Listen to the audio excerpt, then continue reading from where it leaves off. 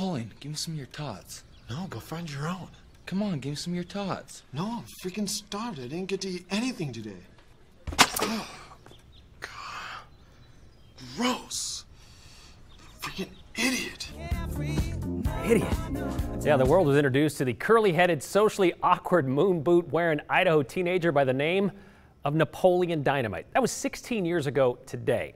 The film turned the tiny town of Preston, population of just about 5,000 at the time, well, it turned it into a destination for the movie's cult following. Even today, die-hard fans from around the world still flock there, hoping to get a glimpse of just some of the locations in the movie, places like Preston High School and Pedro's house.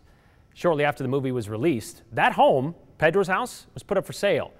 You know what they say about real estate? It all comes down to location, location, location. Back in 2005, KTVB's Allison Newton made the short trip to Preston to check out that prime real estate. 1 year ago this month, Gary Jones bought a little fixer-upper. Yeah, it's kind of an investment property for us. A duplex on a quiet street in Preston, Idaho. It's got a 2-bedroom apartment upstairs and a 1-bedroom in the basement. Little did he know, this modest home was about to gain international attention. It's featured in the multi-million-dollar smash hit, Napoleon Dynamite. Actually, we didn't know anything about the movie when we bought it. Paid $32,000 for it. And what are you hoping to sell it for? We're asking $99,500. A 200% markup based on home improvements and unexpected star power. It was shown 3 times in the movie.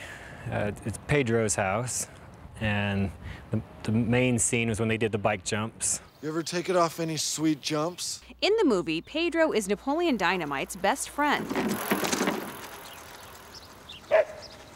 You got like 3 feet of air that time. And Pedro's house is the backdrop for one of the most memorable scenes. But there's a bit of a buyer beware here. You see, not only will you know this is Pedro's house, so will every other Napoleon Dynamite fan who comes to town. It's listed as number 6 on the sweet map of Napoleon's Preston. It seems funny that there's so many people wanting to see Pedro's house. Teresa Taylor is just a neighbor. She lives right next door to this now famous home. Oh, every weekend there's cars stopping, wanting to take pictures. You know, they all stand on the road, and I tell them get on the porch. They're like, oh, really? Can we get up there? Yeah, get up there and take a picture. I'd say 90% of them are coming just to look at the house, but about 10%, so show some interest. For less than $100 grand, it could make a sweet souvenir for a true film fanatic. Lucky. In Preston, Allison Newton, Idaho's News Channel 7.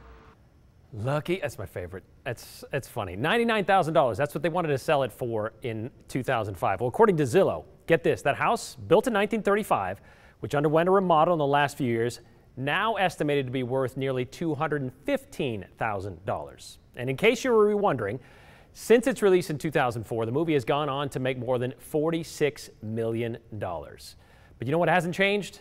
Uncle Rico. He's still trying to throw that football over the mountains, and Tina, she's still a fat lard.